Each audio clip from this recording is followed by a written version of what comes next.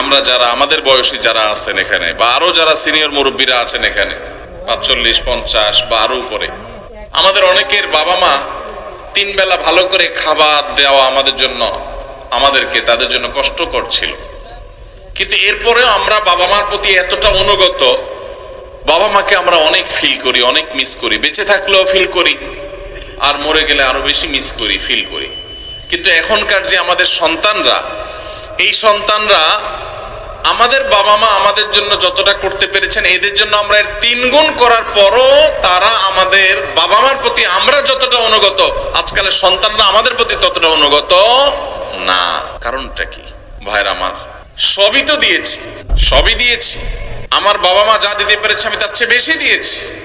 তাহলে কৃতজ্ঞতা আদায় করতে গিয়েও তো অন্তত আমি আমার বাবার মধ্যে যতটা অনুগত, সন্তান আরো বেশি অনুগত হওয়ার কথা ছিল, কিন্তু হচ্ছে না। এর কারণ কি? এর কারণ বিশ্লেষণ করা অনেক লম্বা আলোচনার ব্যাপার। একক কোনো কারণ এখানে বলা কঠিন, অনেকগুলো কারণ রয়েছে।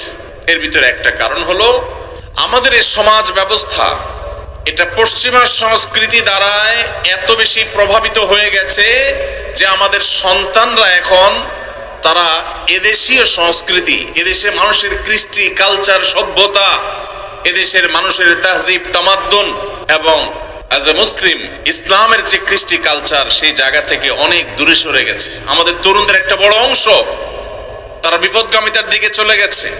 এর কারণ যেমন পশ্চিমা সংস্কৃতির আগ্রাসন আছে, নাটক সিনেমার নামে, বিনোদনের নামে যেগুলো দেখছেন সারাক্ষণ, আপনার ভেতরের জগৎকে পরিবর্তন করে দিচ্ছে। সেগুলো আপনার ঈমান, আমল, চিন্তাধারা সবকিছুকে প্রভাবিত করে নিজের অজান্তে চেঞ্জ করে দিচ্ছে।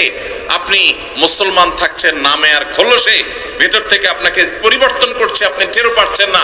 আপনার সন্তানকে আপনি শিক্ষা দিচ্ছেন, স্কুল, কলেজে, ইউনিভার্সিটিতে শিক্ষা নিতে গেছে যে সন্তান, সেখান থেকে শিক্ষার উপরে ভর করে পশ্চিমা যে সংস্কৃতি আসছে সেটাও সে ধারণ করেছে, শিক্ষিত হচ্ছে, পাশাপাশি সে পশ্চিমা ধ্যান ধারণায় বিশ্বাসী হচ্ছে। এর ফলশ্রুতিতে ইসলামের যে ট্র্যাক, ইসলামের যে সুমহান শিক্ষা, সে শিক্ষা থেকে বঞ্চিত হয়ে ধ্বংস হয়ে যাচ্ছে। এর অনেক কারণের ভিতরে একটা কারণ হলো সন্তানকে আপনি সেইভাবে হালাল খাবার খাওয়াতে পারতেছেন না আপনার বাবা মা যেটা আপনাকে খাওয়াতে পেরেছে। আপনার বাবা মা অনেক কষ্ট করে অল্প খাওয়াইছেন, কিন্তু হালাল খাওয়াইছেন, তার বরকত ছেলের মধ্যে আপনি পাইছেন।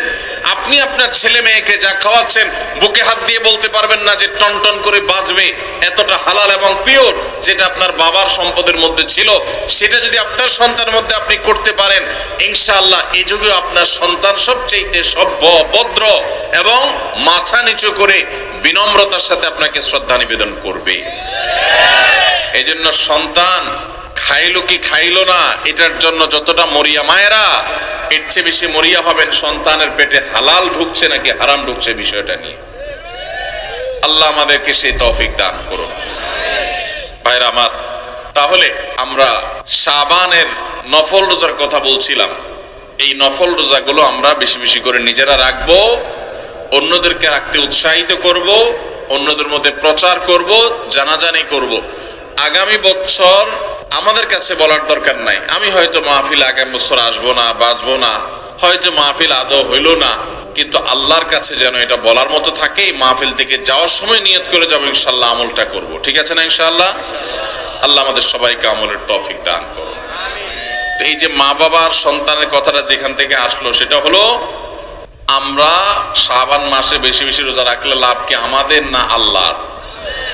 আল্লাহ কোরআনে বারবার আমাদের নেক আমল করতে বলছেন, নবীরা বারবার আমাদেরকে সতর্ক করছেন। এটা দেখে কোন জাহেল মানুষের মনে চিন্তা আসতে পারে যে ব্যাপার কি, আমরা আমল না করলে আল্লাহর কি?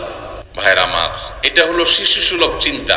ওই যে শিশু মা বাপ খানা খাওয়ানোর জন্য সারাদিন পিছে পিছে ঘুরে, আর সে মনে করে কিরে মার মনে কোনো ঠেকাটুকা আছে মনে হয়, মা মনে হয় বেতন টেতন পাবে, এই জন্য আমার পিছে পিছে ঘুরে মনে হয়। ওই ছেলে খাইতে চায় না, অথচ স্বার্থটা কি মায়ের না সন্তানের? সন্তানের। তাহলে মা এত কষ্ট কেন করছেন? মমতার কারণে, স্নেহের কারণে। মা বাবা সন্তানকে যতটা ভালোবাসেন, আপনার আমার রব, আপনার আমার মালিক আল্লাহ সুবহানাহু ওয়া তাআলা আমাদেরকে এর চাইতে অগণিত গুণ বেশি ভালোবাসেন।